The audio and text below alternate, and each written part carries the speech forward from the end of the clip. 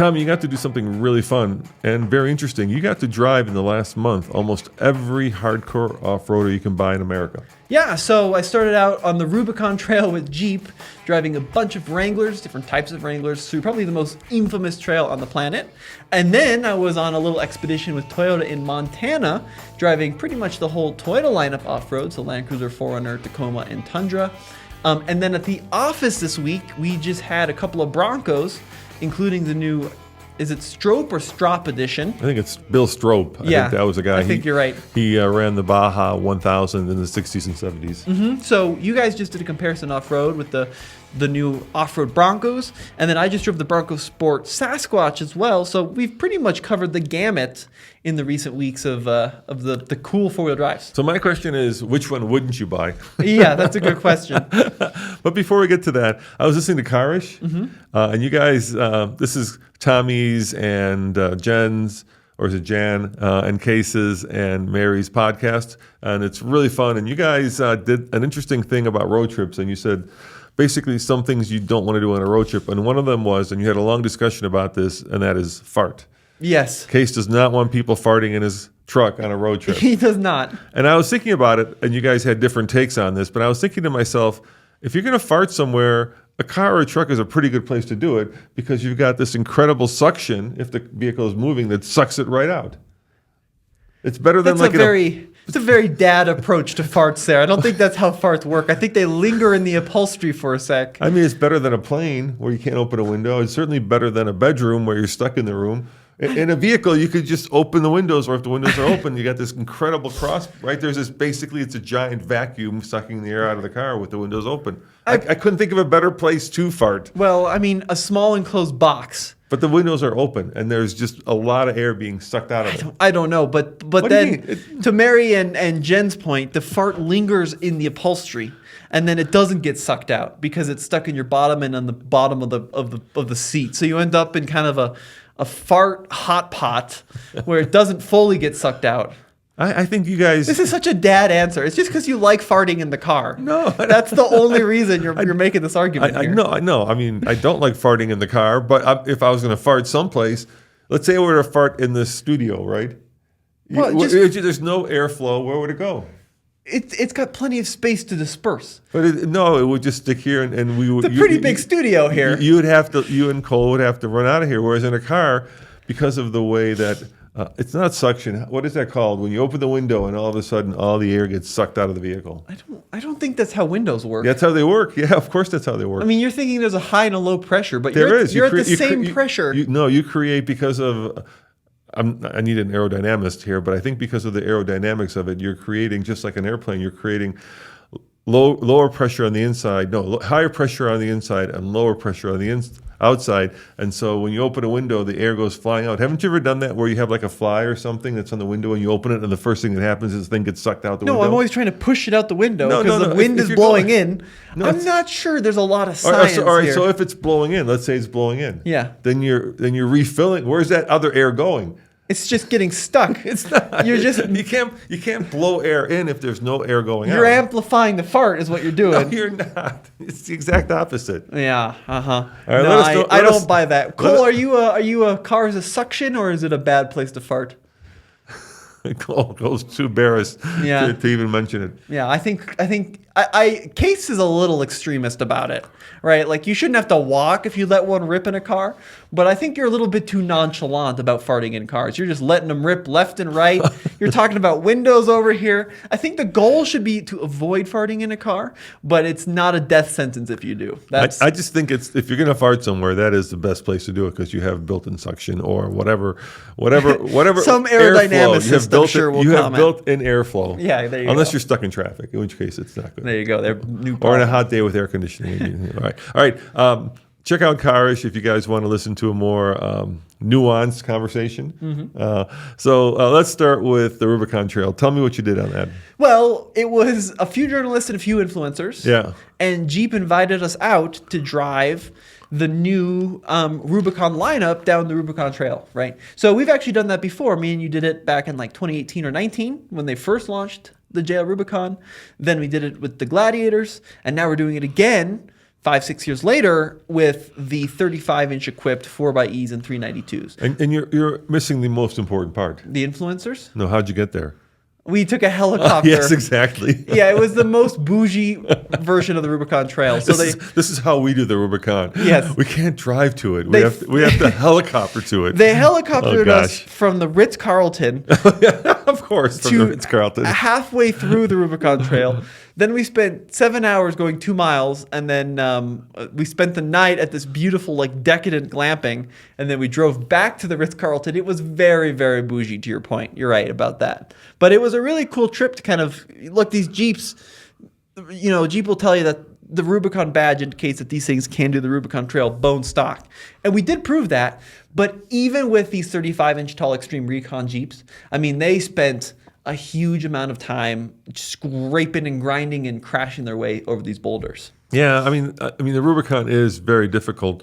It's not very scary like Shelf Road or like Metal Masher in Moab. Mm-hmm. There's nothing that I don't think that's going to get you in a lot of trouble. I mean, you're not going to roll down a mountain because there's no mountains to roll down. No, but it is just I think it's 13 miles of just scraping and crawling and rock placement over these boulders.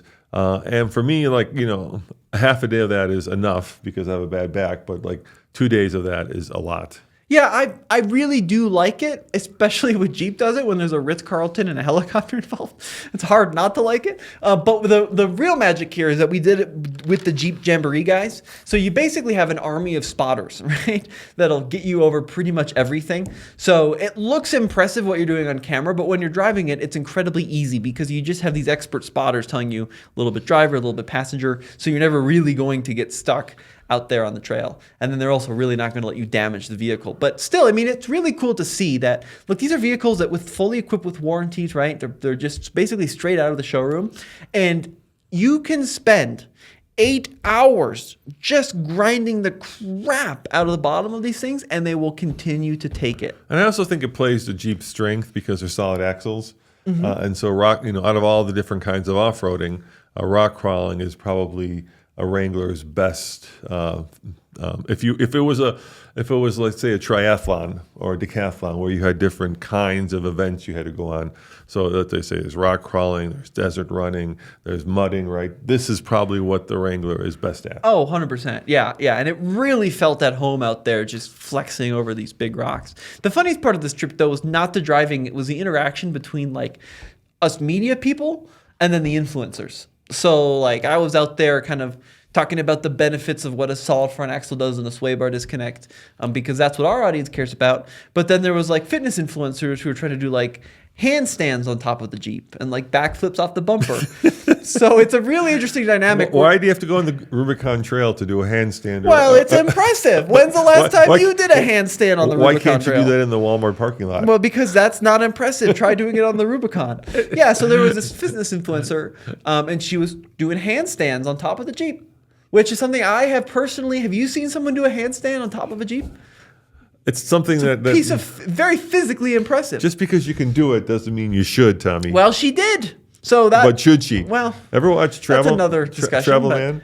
No. We have come, but should we have? Oh yeah, I have seen that. Yeah. That's kind of how I feel about it. But this is the world we live in, right? Where look, it's a tough time to be in media out in the world of automotive right now because we don't get paid by the auto manufacturers, but with what's happening in the world, across the board for creators, I've heard that revenue is cut 30 to 50% this year. Yeah, it's been a bad year. Yeah, we're really feeling it too. So even though views are good, it's getting harder and harder to make money. And these manufacturers know that the future is going to be less into unpaid media, even though they did, comp my trip and flew me in a helicopter. I can still say whatever I want, and boy, did I. There's some pretty negative thoughts in this video. Or they could pay an influencer to go out there, right, and then have control of that narrative. And now there's fewer and fewer media that can do it without being paid. So these manufacturers are able to control the narrative more and more and more. Not that that's a bad thing. It's just the reality of the situation. My biggest, I think what I would say, especially you're driving 4xEs, right, is the fact that just like in race cars and just like in any sport, weight is your enemy. and Jeep Wranglers have become very heavy, especially the 4xe. Well- So yeah, I mean, it's impressive that they're bashing over these stones and climbing up over giant boulders, and you're scraping, but all that underbody protection adds a lot of weight and makes it less athletic, not more athletic. I mean, so this is what an influencer couldn't tell you because they were being sponsored. But I really didn't like off-roading the 4xe very much at all. And you're right about the weight. And it's not. I don't think it's the skid plates that were the problem. It's more of battery? like the weight of the battery. Yeah. But the bigger problem with the 4xe is not even the weight of it. The size is pretty good. They're pretty narrow. It's incredibly hard to drive it smoothly off-road in electric mode, because there's no torque converter. So the 4xe replaces a torque converter with a pancake electric motor in between the engine and the transmission. And that gives you up to 20-ish miles of full electric range when the battery's charged. You can put around town on an EV, right? But off-road, it really struggles with kind of herky-jerkiness. Now, someone did tell me, and they were right, if you turn off one pedal, if you turn on Off-Road Plus, and if you put it in hybrid mode, that's the best way to off-road. And they're right, because then it's the smoothest interaction between the brake and the accelerator, especially for two-footing. But I really wasn't impressed with the 4xe system off-road. Now, day two, I got in a 392 V8, and it was like a transformed vehicle. Well, that's even heavier. I don't know if it is. It doesn't have a battery. And that Not engine, heavier than a 4xe, but certainly heavier than a Pentastar. I mean, you got 2 more cylinders. yeah, but for sure it's heavier than a Pentastar. But I don't think it's any heavier than the 4xe. And the 392 off-road was so good. I mean, it still has that kind of athleticism that the Wrangler has, but then you get this incredible burbly soundtrack that's like blub, blub, blub, blub, blub, blub in the background. Yeah, but to my point, Tommy, I don't know of any lightweight, unless you're talking buggies. Actually, that's not true. That is absolutely not true. So one of the reasons that the side-by-side has become so incredibly popular is because it is so light. Yeah, for sure. Right? It's half the weight of a Jeep. Depends on the side-by-side now. Some of those, like the Polaris Expedition, which has air conditioning and, pretty heavy power windows, is becoming like a Jeep. But in general, a side-by-side is why people are, changing from Jeeps and other forms of off-roading to side-by-sides, because they make this look very easy because there's no weight to drag across these rocks. They just kind of go. I mean, I think there's other factors as well. For example, they have immense amounts of suspension travel. Yeah. Because they don't have to go 75 miles an hour through Nebraska, right? Yeah. On an interstate. But I think if you were to point to one thing, it is the fact that they're so light. I think that's a big factor. And then you have a smaller engine, right? Instead of having this I mean, big and the V8, you've got this force. There's no, for example, there's no front-mounted radiator that could be damaged, right? It's all in the back. In the back, it's all designed to be dragged over rocks constantly, Yep. and it doesn't have to conform to crash safety requirements. It doesn't have to conform to carrying kids in the back and luggage and baggage. So yeah, there's a lot of things that a 4xe has to do that a side-by-side doesn't have to do. So before we get to Toyota, which we'll talk about next, and then Bronco, let me tell you a program that I was on and something interesting that I learned. So I went and drove the Lyriq V, which, by the way, is the quickest Cadillac ever. Faster than the CTS Vs? Yes. Yeah? Officially 0 to 60 in 3.3 seconds. Holy moly! I know, isn't that crazy? And they took us on an autocross course, which was interesting because I don't think anybody. Man, who's going to take a Lyriq V on an autocross course? It's basically, it competes with cars like the BMW iX, Sure. the Audi Q or RS Q8. No, this not is the 7, SUV. the 8. It is an SUV. So that is definitely an SUV. So that would be like. Yeah. So it competes with. Oh, I see what you're saying. It would be like big Q8 e-tron. More like R, whatever it is. Not Q. This is the V, so it'd be the RS. I don't know how the Audi lineup goes. They keep changing it on me. Well, there's an S and there's a. Because there's the e-tron GT, which is the car, and then there's it's an e-tron. The but Q8 S e-tron, something like that. The faster of the Q8s. You can look it up. So it would compete with that. Like I said, the BMW iX, if you're going electric. But anyway, it's a big, family-sized crossover that happens to be electric. SQ8 e-tron. There you go. SQ8. Thank you. And I'm here. I am tossing it around an autocross course, and it's actually really good. And I don't know if that's because of the tires, because it comes with pretty aggressive either summer or high performance tires, or it's just because Cadillac has really dialed this in terms of its weight distribution and the way that the power is allocated and that the way the steering works. It's all good, but this is not the most interesting part about the car. I've always had the sneaking suspicion that with electric cars, whether you put them in like race mode and use launch control, or whether you just floor it, you're going to get the same acceleration. Sure. And so they set up a course where we got to go 0 to 60. Okay. It was downhill, and the fastest time I was able to get was 2.9 seconds. Okay. So I was. Why was it downhill? Because it was a parking lot that happened to be downhill, and I think it wasn't lost on the Cadillac team that going down faster than uphill. Faster than going uphill. Oh, jeez. But I was curious, and I actually asked one of the engineer. I said, okay, because it has like you push the V mode button that puts it in like it's high performance mode. So you stiffen up the steering, you stiffen up the dampers, right? It gives you better throttle response. But I was curious. I was like, so if I do this, if I floor it and don't use launch control versus using launch control, what's the difference? Is it a second? Is it a half a second? Guess what the engineer said? In an electric car, full second. 0.1 of a second. Okay. And they said and I said, okay, so what the hell does launch control do? Right. Because you're giving it all of the electrons, no matter what you're doing. Sure. And they said, in a simple way, kind of pre-torques the motors, if that makes sense. Yeah. And from doing that, you gain 0.1 of a second. So instead of going 3.40 to 60, if you're using launch control, you'll go 3.3, which is like a fat, I don't know, mosquito that you might happen to hit. Right. That's a nothing. Yeah, that's a nothing burger. Yeah. So unlike internal combustion engine cars, there we go. In an electric car, I think launch control is not as important. It just kind of makes you feel like you're going quicker, but realistically, you're really probably doing the same thing if you just pull up to a stoplight and floor it. Okay. Yeah. Yeah. So I thought that was interesting. Yeah, it is interesting. I mean, I always think, and I've talked to other engineers, even with the gas cars, like you can put it in sport mode, but 90% of the time, if you go full throttle in any car, the computer's going to give you everything it's got at that moment, right? And if you're in sport mode, it might be a quicker response because maybe it's a gear shift or two closer to the power band. But regardless, if you go full throttle, especially if you hit the little kick down switch in most of these cars, it's going to give you everything it's got. So here's a couple of other facts about the Lyriq V for those who know. There's also a smaller version, obviously, that's coming, which is called the Optic V. You drove the Optic, right? You wanted that Yeah, program. it's a great car. Yeah, it's a really good car. And actually, I like the Optic V better because it's a little bit smaller and it's a little bit more, I think, sporty. So it's more hot hatchy and less crossovery. But here's for those who know. If you want NACS, North American Charging Standard, go with Optic. If you want CCS, go with Lyriq.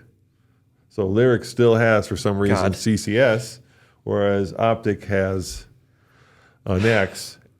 But it gets trickier for those who know. If you like CarPlay, go with Lyriq. God, this is a mess. And Android Auto. But if you want Cadillac's proprietary system, you got to go with Optic. I'm going to be So GM has announced that all their electric cars are not going to have CarPlay, but Lyriq still has it. Guys, the reality here, though, those who know, Tommy. Does anybody really care? Oh yeah. I was talking to what's his name? Kyle's guy, Jordan. I was talking to Jordan, and the first thing I asked him, what do you think of the car, the Lyriq V, and he said it still has CarPlay. That's how important it was to him. No, that really matters. Right. But what I'm saying is, do people really want a 600 horsepower electric Cadillac? Apparently not, because nobody watched the video. Yeah, I mean that's the concern I have. Is like, it's a cool piece of kind of engineering, and I think it looks actually very good. But we're in an era starting in September. EV credits are going away. From what we're seeing on our channels, it's getting really hard to get traction with anything electric these days. It's like the buzz around EVs is just kind of fizzled out, right? Yeah. Okay. I'm going to play devil's advocate here. All right. So everybody was like, we hate EVs, even though I was just watching a TikTok and the guy made a bunch of great points from like a driving point of view, from a charging point of view, from a maintenance point of view. There is nothing better than an electric car. And people think that I'm an electric car fanboy, but imagine this. This was the argument he said. Imagine that if for the longest time we had nothing but electric cars. So they were the standard. And now some envents an internal combustion engine, right? And then, I saw this guy. Right. And he makes a good point. He's like, okay, so how are you going to sell this car? You go to the customer and you say, by the way, in order to fill this car up, you can't do it at your house, but you have to go to this special, gas station. right? Where you have to pour this very flammable liquid into the car. And the people who own the electric cars, keep in mind that we're living in a world that's nothing electric cars, would be like, why? I could just charge it up in my house or my apartment. And then he says, also, instead of having 7 moving parts in the drivetrain, there's 250 moving parts, which means that you're going to have to pour oil into it. You're going to have to pour water into it. You're going to have to maintain it. You're going to have to take it to the dealership much more, And get this, instead of being perfectly silent so that you can enjoy your music or your phone conversation or a bit of tranquility, it's going to make all this noise. And on top of that, it's going to be slower, and it's going to cost more to operate. Yeah. Right? You see the point he's making. But So those basic facts don't change whether people like them or not.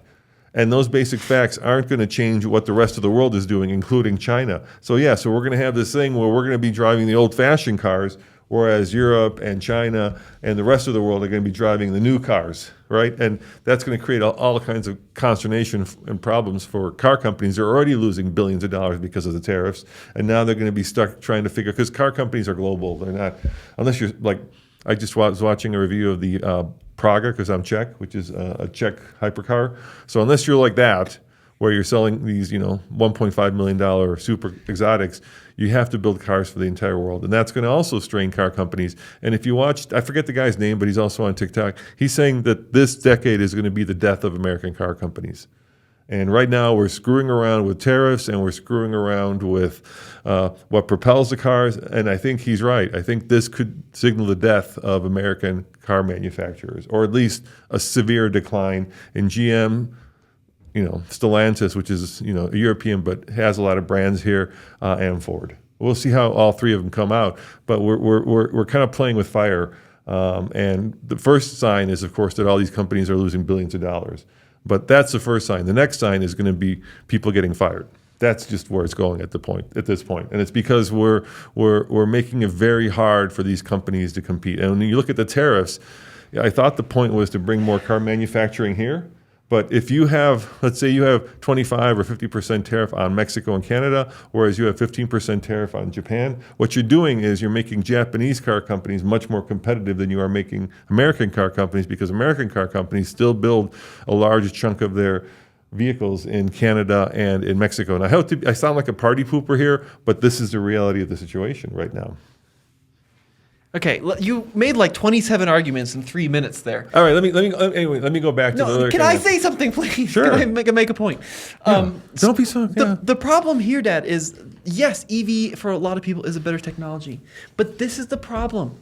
Everything I see on TikTok, every time I hear people make this argument, it's always hypothetical. It's like, okay, you can do this, right? You can do this. You don't need to do this. That's great, but the reality is Americans aren't buying them. Yeah, that's so you can make all these hypothetical arguments. They're better if you have this, and they're better if you have this, and their technology is better.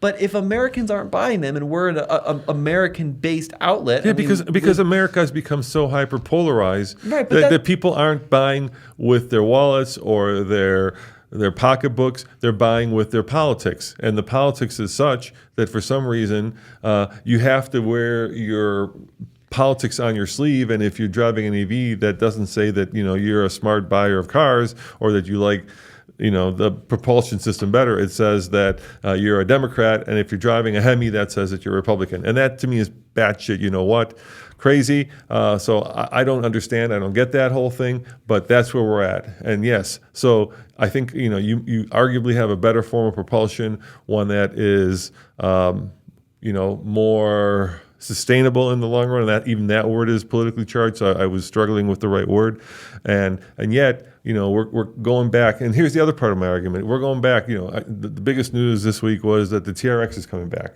Yeah. So right. we're going back to Hemis, which is what people ostensibly want. Yeah.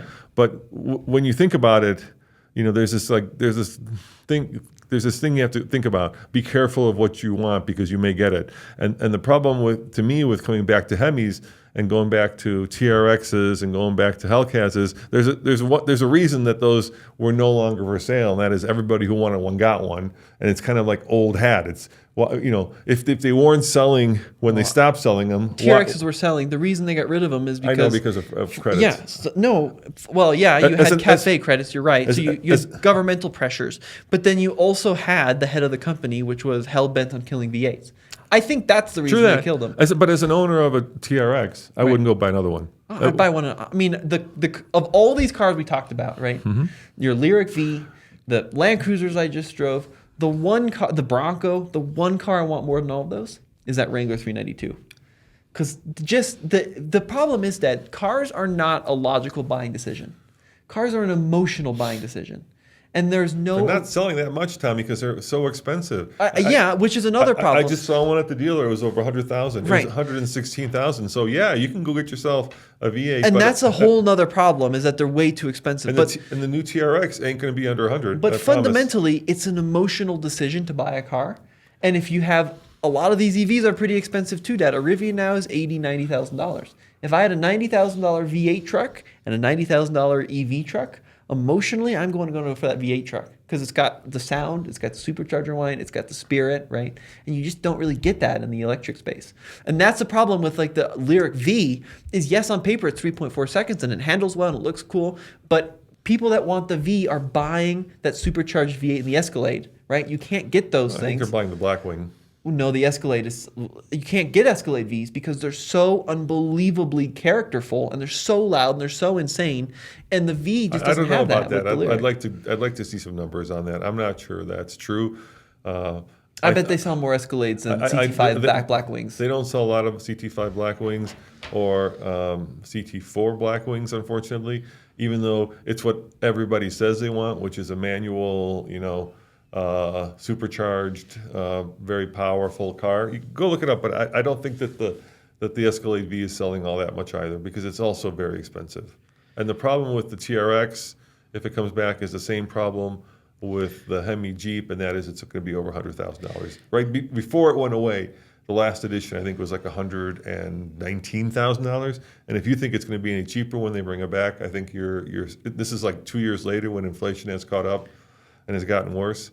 These cars and trucks are going to be unaffordable, unattainable. So this is according to GM Authority. Yes. So this just came out a few days ago. Okay. GM they didn't expect Escalade V to have the demand it did. Okay. And as of 4 days ago, they had to increase production on specifically the Escalade V because demand is so high on them. There you go. So I think that but what does that mean? I mean, I don't know. It could be from 10 units to 20, but I think that from what I've heard, these things are incredibly in demand, especially the Escalade V, because people don't buy sedans these days. Yeah. And even though everybody says they buy manuals, nobody actually buys manuals like the CT5B Blackwing. I mean, maybe that's the same reason that the Durango Hellcat is still around. Right. And that same thing. So the Jeep, right? This is another thing this is unofficial, but if you read between the lines, it's likely going to happen. When I was on this program with the Wrangler, so when a company invites journalists out, they want to give them the car that they're trying to sell the most of, right? And when I was on this Wrangler thing, I think there was one 4xe Wrangler. There were a couple V6 Wranglers, and then there were like three or four V8 392 Wranglers. And I went to my PR guy, I'm like, why did you bring these? Like, these are final editions. Final edition indicates they're going away. And he kind of gave me a wink and a nudge and was like, stay tuned, right? So it sounds like Jeep may not be killing that V8 after all, which is why I did that video over at TFL Car. So I think there is real demand for naturally aspirated V8s, and I just don't think we're seeing that with the electric cars. If we look I absolutely agree. Mercedes is pulling out of the EQ program in the U.S. altogether. Look, I absolutely agree. I don't think that you can't force people to buy something, but like I said, is that because people are buying with their pocketbook, or is it because we become such a hyper politicized society that now when the pendulum swings? So when Tesla became popular, right?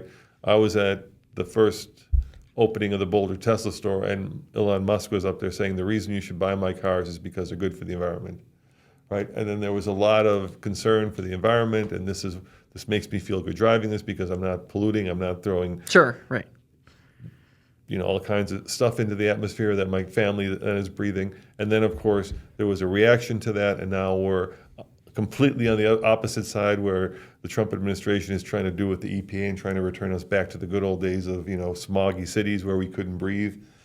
And so is that because the pendulum has swung the other way? And when that happens, Tommy, the pendulum will eventually swing the other way again. And what I'm worried about is, sure, so let's bring back the Hemis, let's bring back the TRXs, and 3 years from now, when the Trump administration is no longer in power and everything goes back the other way, these car companies are going to be walking around with nothing to sell that people want to buy, which is kind of the case that we're at right now. I mean, I disagree. Product planning for a car takes 5 years. Right. You can't be like, well, all of a sudden the rules are different, so let's. Yeah, but the thing is these companies are smart, right?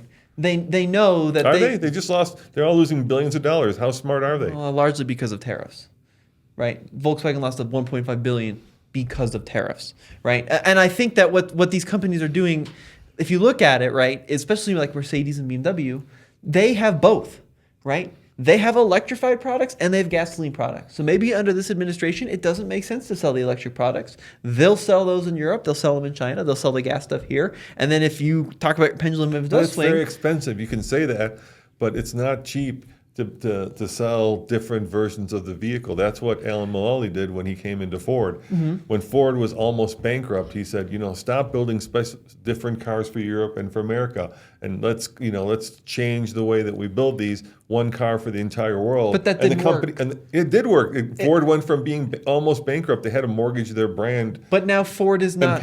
Ford, I think, paid back $32 billion or something. That was largely because of the financial crisis. Yes. But I don't think that model worked. I mean, there's a reason we don't have a focus now. I think it worked, but I think that it just went back to the old way when Alan left. When Alan left Ford, I think Ford's doing better now than it was under Alan Mulally. How much did they just lose? Well, because of tariffs, Dad. I don't think it's because of the Ford company. I mean, if you look at what they do, right? But once again, go ahead. I think an F-150 that works in the U.S. is not going to work in Sweden, right? A Bronco that works in the U.S. doesn't work in China. That's why there's different Broncos. That one car for the world is a clever thing to say, but the needs in Kentucky are not the same needs in Prague. And that's why we don't get a focus here, but they do have a focus there, because nobody buys small cars here, but they buy small cars in Europe. I think that model is looks good on a spreadsheet. It looks good on not a spreadsheet. It looks good on a presentation, but the reality is Americans have different purchasing needs, which is why the F-Series is the best-selling vehicle in America, and I think it's the Mondeo is the best-selling car Ford in Europe. Right? They're just different products for different people.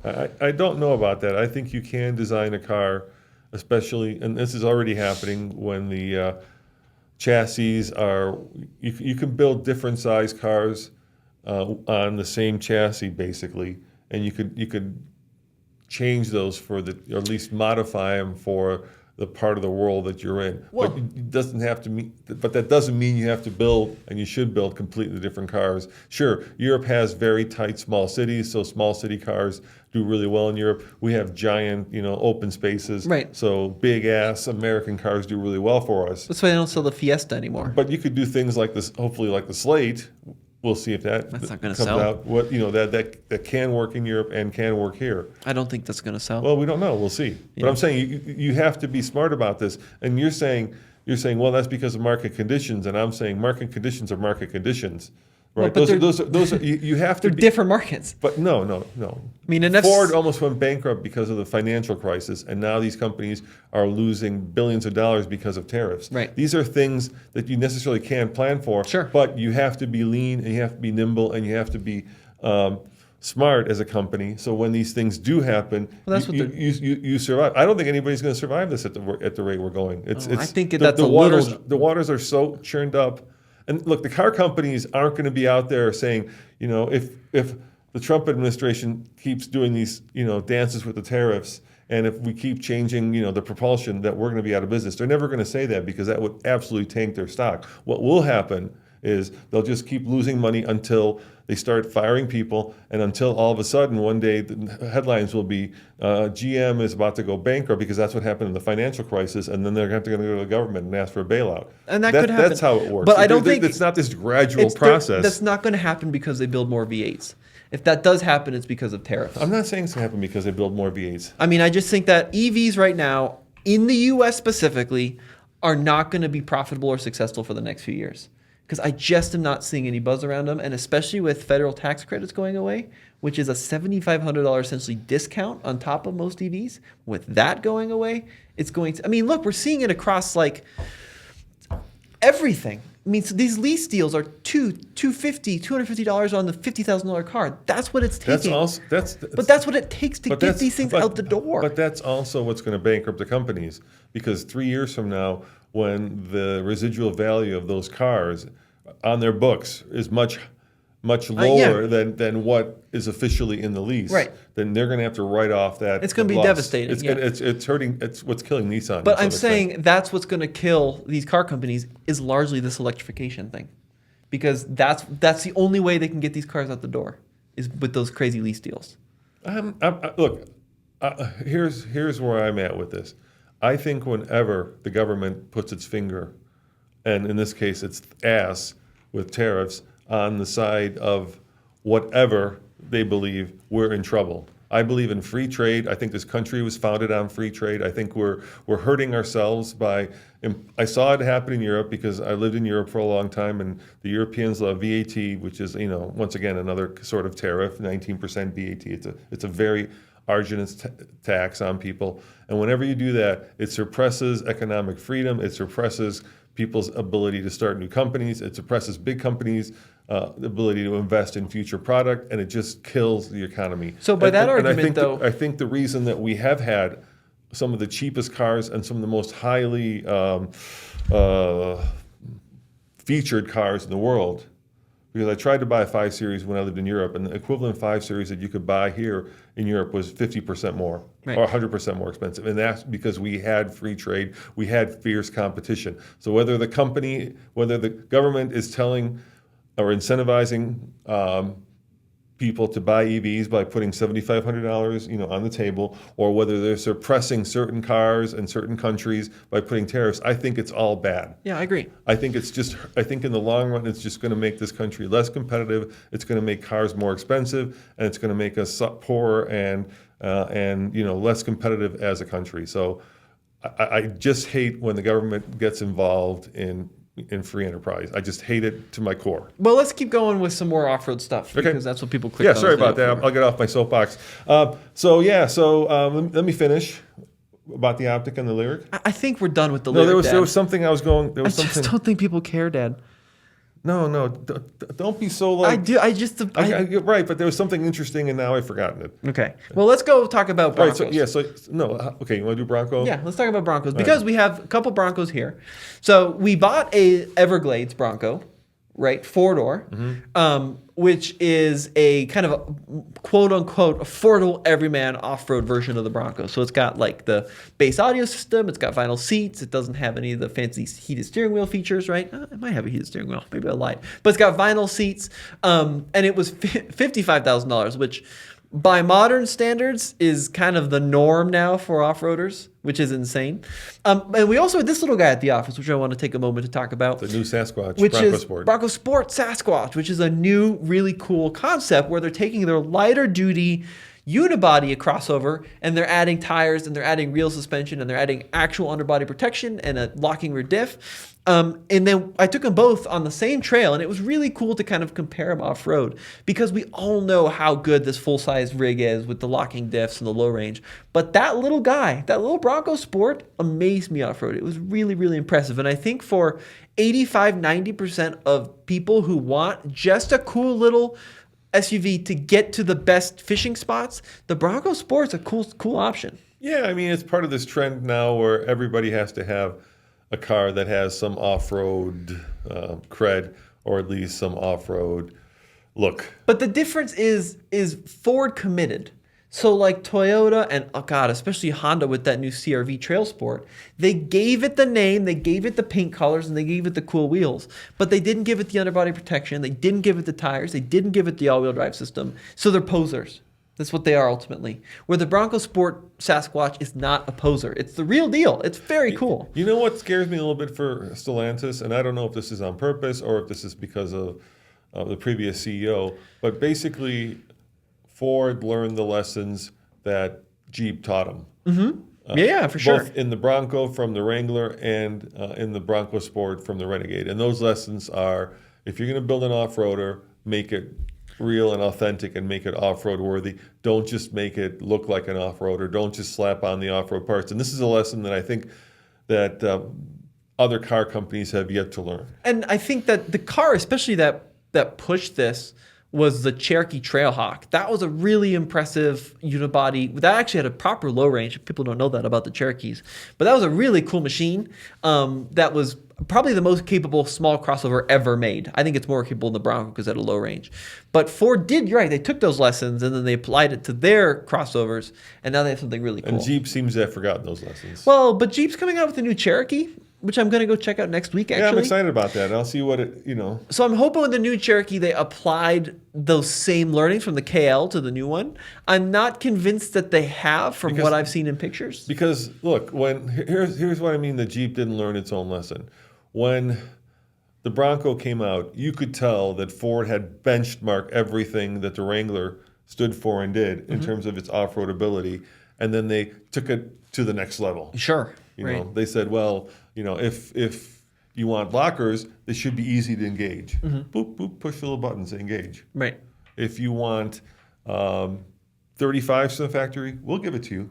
We'll call it the Sasquatch package and we'll give it to you. Yeah, 100%. And then 2 years after Ford did that, Jeep came out, and basically what they did was, to compete that, they put on a bigger screen in the JL, and they gave it a different front fascia. That was it. Well, and then eventually they were forced to do the Extreme Recon package. I mean, that but wasn't. But they didn't like. They answer. did it pretty quick, though. I mean, the Extreme bigger Recon. screen and a. No, you're right. You're right. I know what you're saying. But you the see what I'm Extreme saying? Recon came out pretty soon. It was pretty quick response to getting 35s. How hard is it to slap on some 35s? I'm talking about. So now you're the market leader. Ford comes along and bests you in a lot of ways, a lot of ways that you can easily measure. Well, and then instead of like surpassing them and having something in the wings, like saying "Hold my beard, Ford," they did have something in the wings, which was the 392. So that was something in that it. I look at it as the glass is half empty. People have been asking for that, had been asking for a V8 powered Wrangler for like the last 30 years, and it took Jeep 30 years to get there. Yeah, but they did it, to their credit. They Ford did it because Bronco came out. Yeah, they did. But that's competition, makes everything better. And Ford doesn't have a V8. And Toyota doesn't have a V8. But Ford could easily slap Coyote into the Bronco. And maybe they will, which would be awesome. Maybe they will. So, yeah, I really like both of these. So the Bronco Sport was very impressive. But the Bronco, let's talk about the big one. So we have our Everglades. We've really done quite a bit of wheeling with it this summer. And it continues to impress in terms of ground clearance. It continues to impress in terms of traction control, not traction control, locking differentials, power delivery, approach and departure. I mean, out of the box, this Bronco will do everything that any reasonable person would want it to do. It's a very impressive machine. Let me ask you this. You said your favorite vehicle was the V8 Wrangler. We have the 4-cylinder Bronco, and I just said maybe they'll stick a V8 into it. I don't think it needs a V8. As from an engineering standpoint, when you're off-roading, all it adds is weight and worse fuel economy. It doesn't make it any more, at least for most off-roading. Maybe if you're desert running, you could make an argument that a V8 would be better. But for most off-roading, you don't need a lot of torque. You don't need a lot of horsepower. So why do you want to carry this big anchor around? You're just Mr. Logical today. I am, sorry. Or Mr. Debbie Downer. Yeah, maybe Debbie Downer, because you love the V8 and the trimmer. Our F-150 trimmers, 5-liter V8. You keep talking about how much you love it. Yeah, but that's an off-road truck. Yeah, but imagine that truck. in a Bronco. It's a truck. It also does a lot of other things. But it does the things worse. It's twice as big as a Bronco. Yeah, but it does things worse than the EcoBoost. It's slower than the EcoBoost. It doesn't tow as well as the EcoBoost. It's worse in every way. You're forgetting the most important thing about it. What? You can supercharge it. So do that in the Bronco. Just do that in the Bronco. That would be so much cooler. But you don't need it in the Bronco. You don't need it in the F-150. I'm not towing 10,000 pounds with the Bronco. But it's cool. Trucks are meant to haul and tow. This is what they're for. So the bigger V8 is a natural fit for a truck. You don't need a V8 in a Bronco. I get it. It's cool, and I love cool. I mean, look at the stuff we've bought. We've always bought the coolest stuff. But practically, when you have to live with it, when you have to live with it, for sure. To me, I think the Raptor R is one step too far. I know people love that thing. We did a road trip in it. Remember? Yeah. We went to look at a Mustang in that Raptor R, and we had a glorious road trip. It was wonderful. wonderful. We were flying down these side roads in Colorado, passing cars like they're standing still. But at the end of the day, that is like the Lamborghini, the Lamborghini Huracan or whatever Lamborghini you want of pickup trucks. And you don't need that in a pickup truck. And at some point, as somebody who believes the pickup truck is the biggest tool in your toolbox, it just becomes a way of flexing, and it just becomes a way of showing off, and it stops being cool because now you're the guy who, instead of using a pickup truck as a pickup truck, right, which is kind of the most basic form of utility, you're just using it to show off, and you're using it to go to car shows. By that logic, every truck should be an 8-foot bed V6. Not every truck. But that's the point you're making. Like, Dad, it's got to be cool. A V8, and no one needs a V8 in literally any vehicle. Sometimes the coolest watch is the cheapest watch, Tommy. Not the most expensive watch, because it says something about you. It says that you value utility, and that you're honest, and that you value, practicality over peacocking. So and the problem with these big trucks and putting V8s in Broncos is that you're kind of like you're the peacock strutting around, showing off. It's badass. Who cares? You don't need a V8, so you don't need the tremor package because. You technically, Dad, in any truck, like I'm saying, if you're going off utility, the most utilitarian truck is a long bed, short cab V6 truck. That's all you need. You know what's badass? I was just watching the series on, I think it's on Prime, where these guys back in, I think it was the 50s, drove a Series 2 Land Rover from London to Singapore, which is like 18,000 miles, mostly on dirt. That is true and honest and authentic badass. You know what isn't badass? Taking your lifted Raptor to Target. That is not badass. I'm sorry. That's just silly. Just let people have their fun. No, that's fine, but it's not in my book. It's not badass. That is not real. That is just like hey, I'm buying this. I'm not telling people not to have their fun. I'm saying personally for me, I'd rather be the guy driving the 4-cylinder Bronco than the V8. I'd rather be the guy driving the electric truck from Detroit up to Prudhoe Bay, which is something, because that's hard and that's real, as opposed to going to my local shop and spending another $50,000 to do a bro truck. And if people want to do that, I'm not saying you can't do it. Please, it's America, do it.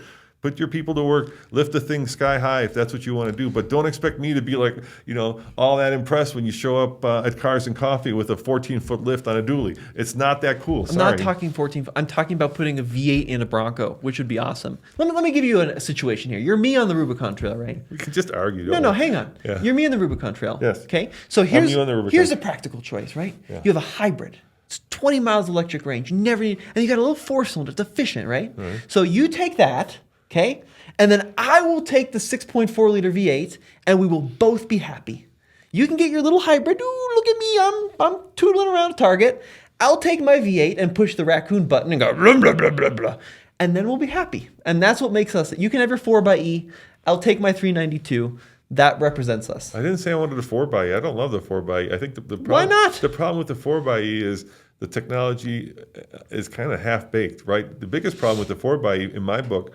And I'm also very practical, is the fact that it's got this 2-liter turbo, which we had, which left us stranded. Mm-hmm. So, there are things to be said for V8s, like the fact that they're kind of sorted and reliable, as opposed to having this kind of newly fangled technology that it's not cool to be stranded somewhere between Singapore and London. Okay, that is not cool. So we'll take the 4xe out of the equation. I'll give you your little 2-liter turbo Jeep. I don't like the 2-liter turbo. It's a 4-cylinder. It's small and it's efficient. No, you're putting words in my mouth. I don't like a 2-liter. Why not? It's small. I'll take and a efficient. Pentastar. I'll take the Pentastar. Okay, so you have your reliable. You have your 15-year-old engine. Probably older. I'll take my 6.4 V8. Sure. And then I will see you at the next stop, and I'll be blah blah blah blah blah. But you'll be there at the exact same time I will. You're not going to get any. You're not going to get there any faster. I like a Pentastar. It's fine. You're telling me you would rather have a minivan engine in your Jeep than a 6.4 liter V8. I'm saying for the money, I would if financially it was a consideration, and oftentimes it is. Yeah, financially I agree. I would rather have the Pentastar, because in the end of the day, it's going to get me there, and it's going to be more reliable, and it's going to use less fuel. And yes, I won't be peacocking and showing people off. But I also know a lot of people, some of which who have bought that 392 and who have sold it.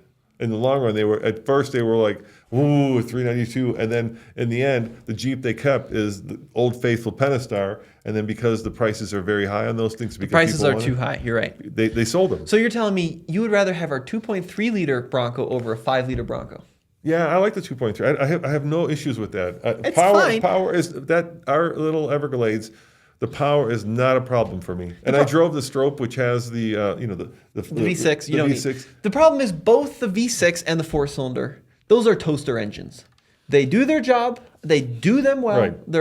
They don't give me any complaints, but they're not exciting. No. Right? So why not just take the smaller one? Because and pay then, less. Yeah, you're right. I agree. Between the V6 and the 4-cylinder, get the 4-cylinder. Yeah. But you're telling me I could get a V8 in a Bronco? 120,000, yeah. Well, what if it was 70? It won't be. It'll be 120. Why? Because that's A 5 liter Because NA? they'll benchmark the Jeep and they'll put it right at where the Jeep is. Then they would do if they were benchmarking the Jeep, they would do a Voodoo, or a Predator supercharged V8. I will make you a bet, Tommy. If Ford stuffs a Coyote in a Bronco, it'll be over 100K. I don't think it will. You know why? Because the power is going to be less than the turbo Raptor. It'll be over 100K. I think it'll be 80. So the one exception I'll make to this. Then it'll compete and it'll potentially cause issues with the Bronco Raptor, right? You're going to cannibalize sales. So what they'll do. They won't do that. This is the problem. They'll price them $10,000 apart. The problem is they're not going to do a normal V8 in the Bronco. You're right, because of that. So what they'll do is they'll do a supercharged V8 in the Raptor, and then it'll be 120. Oh, now we're asking for a lot. But it's going to be very popular. So I want to transition, speaking of V8s, because there is one vehicle I said I don't like the V8 in. Okay, what's that? And that is not so much, and people called me out in the comments about this, and they're right. It's not so much the V8 thing. I didn't like this V8. So I just drove the Land Cruiser, which has gone to the turbo 4-cylinder. You drove all the Toyotas. Yeah. 4Runner, Land Cruiser, Tundra, If you go to Tacoma. TFL Car, Cole, I've got a video on that. How are we doing on time, Cole? Got another 10 minutes. Okay. Yeah. So the thing about the Land Cruiser, I didn't like the Land Cruiser V8 in the old one. And not because it wasn't reliable. It's very reliable. But that was not a characterful V8. That 5.7 was very long-lived, but it didn't develop a lot of power. And it didn't get anywhere near acceptable fuel economy, and it added a lot of weight. So when I'm talking a V8, I want a characterful V8, like the 6.4, which makes a lot of power in the Wrangler, which makes a lot of noise. If you're not going to give me power or noise, then give me an efficient 4-cylinder. And that's why I do like the Land Cruiser hybrid system, is because it's 800 pounds lighter than the old 200 series. Part of that's the engine. I think a lot of that is down to construction materials and build on the new Land Cruiser. So I'd prefer lighter and more efficient if you're not going to give me character. And the old V8 in the 200 series, I just found to be kind of meh. 370 horsepower, I think it was, 380. So I really do like this new Land Cruiser. And I kind of fell in love with it on this Toyota trip I went on because I think that it offers... You know what I think happened with the Land Cruiser? I think what happened with the Land Cruiser, and I'm going to take a little bit of a swipe at one of our colleagues here. What happened with the Land Cruiser is that a lot of automotive or car journalists who don't necessarily off-road, I'm not going to take a swipe, but there are some pretty well-known automotive journalists who took the Land Cruiser off-road and basically called it a poser and said that it wasn't any good and said that there was no value out because it is a lot cheaper and it is a lot different than the outgoing Land Cruiser. Well, it's a Prado. It's a Prado, right? Yeah. And they basically pointed that fact out and they poo-pooed it and they said this thing is just silly and stupid. And yet, Tommy, I think this thing is selling like hotcakes. Yeah, I mean, I think it's selling 10x what the 200 series was selling. Yes, exactly. Because it's a $60,000 car instead of an $80,000 or $90,000 or 100. car. Like the final edition was like 114. So yeah, I mean, and I got kind of flamed on my video because they said it's good value at $60,000, and I understand that it is somewhat decontented compared to the old full-blown 200 series, right? But that was $20,000 more. So I think people who will never buy a Land Cruiser, who are either like not off-road people or who are not Toyota people, kind of poo-poo the thing and say, well, you got a cheaper Prado. And yet the thing is selling and Toyota has a winner on its hands. And for me, having driven both this and the 4Runner, I think the 4Runner is more athletic and more sporty. But for an older guy like me, I'd rather get the Land Cruiser because I think it's more comfortable. I think the seating position is more comfortable. The seating position is better. I think I like it more because... And the ride is more comfortable.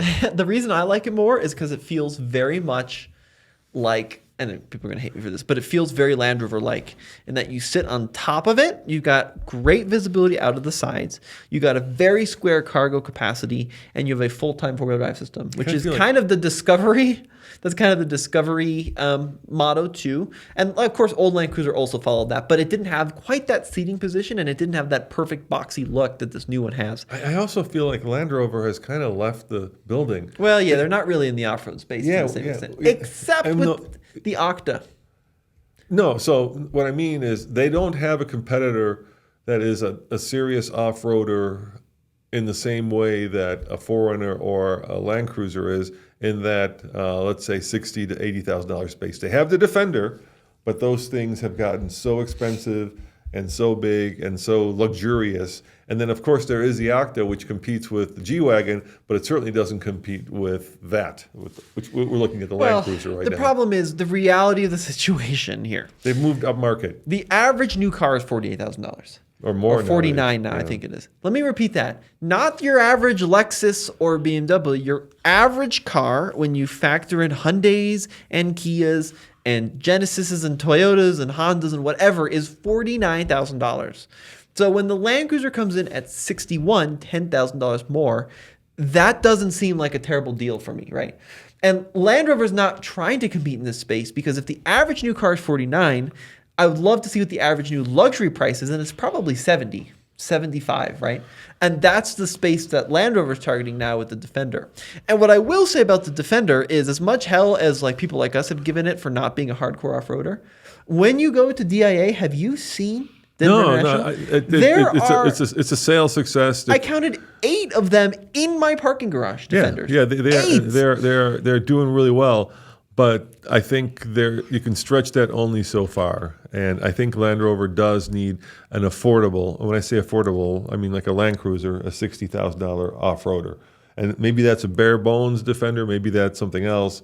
And the problem, of course, is now with tariffs, once again, you're skewing the market, because it's almost impossible to sell an affordable car, because every affordable car becomes, in the case of British cars, 15% more expensive. In the case of, let's say, Canadian cars, 25% more expensive. And so you naturally move everything up market, because that's where the price point is more resilient. And so instead of offering affordable cars, so we're losing all affordable cars in America, that's another bad thing. I'm not going to get back on this soapbox, don't worry. You're now seeing manufacturers pivot toward much more expensive cars, because that's where the elastic price points makes it easier to sell. Yeah. So I really did like that Land Cruiser. The one off-roader I wouldn't buy that I experienced. That was what this headline was. Yeah. And I got into it. And you know what? People are going to be like, they're going to be all mad about us. And I'm just going to say, guys, it's a podcast. This is how podcasts work. It's not, Land Cruiser is my favorite Toyota I've driven recently. It was really good. Now I spent a lot of time in it. Tundra. I didn't like wheeling the Tundra very much. And I don't think it's necessarily the TRD Pro's fault. I just think any full-size truck for regular trail use, especially where there's trees, it's just a little too big. So we wheeled this Tundra up that same trail. We were just taking the Land Cruiser. I think the Tundra is especially not good at off-roading. Well, I mean, it's not terrible. First of all, it doesn't have recovery points, which is, a pretty big miss. And then it has, and Toyota's doing this not just in the Tundra, but for some reason, they're doing 2 things that are really bad off-road, which Ford understands and they don't do in their hardcore off-roaders. They don't put a lot of plastic down low, whether it's an air dam or whether it's a plastic bumper. Sure. And so if you look at any of Chevy does the same thing. If you look at any of the hardcore, more expensive off-roaders, the bumpers are always metal and they always have recovery points, and Toyota does not have that. I remember when we had our Tundra and I had to do kind of a pretty funky 3-point turn on the trail, I hit a root and basically tore off that little trim piece on the back bumper. And it was just this little plastic piece. And I should not be tearing off trim pieces off-road on a TRD Tundra. Yeah, but the Pro is a little better because you get more clearance and you get, beefier suspension. But it's more than that. I know. But I don't know why Toyota does that. I don't. They do. They They do a lot. some head scratcher it's stuff. Aero. I mean, they Yeah. know that statistically people. I think they're torn between fuel efficiency and off-roadiness. Well, they're not torn. Fuel efficiency is king. Yeah, true that. So the Tundra was a long day on the trail, and it actually did it better than I expected. But it needed rock rails, it needed more clearance, it needed less plastic on the front end, it needed recovery points, Or back end. So that was a little bit of a bummer.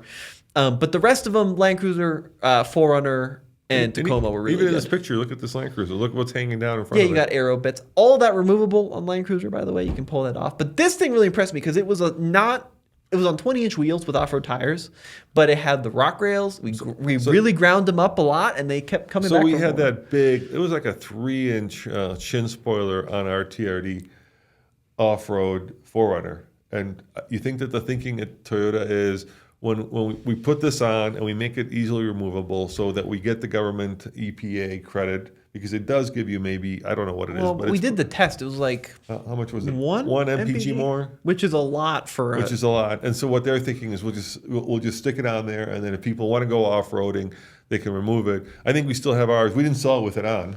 We still have it leaning up against. Throw that away. By the way, if somebody wants that chin spoiler, we have one. Nobody wants the chin spoiler. Come and get the chin spoiler. They really don't. Just come and get it. We have it. If in case you tore yours off and you want to put it back for the new, it's for the new 4Runner. If so, maybe that's Toyota's thinking that if you don't want it, you'll take it off, and then they get the EPA credit without having. But the problem is, whenever I see one in the showroom, you think to yourself, these guys don't understand off-roading when you see Yeah, that. that's a problem. Yeah. Anyway. All right, folks. Well, I got to go pick up a DeLorean. Yes, you because do. We're going to go do some DeLorean videos. Head on over to TFL Classics if you want to watch that. We're going to have a fun drag race. Yeah. Yeah, so be sure to stay tuned for that. And as always, thank you for watching. Yeah, and we'll see you guys next time. As always, go to where, Tommy? alltfl.com. Ciao.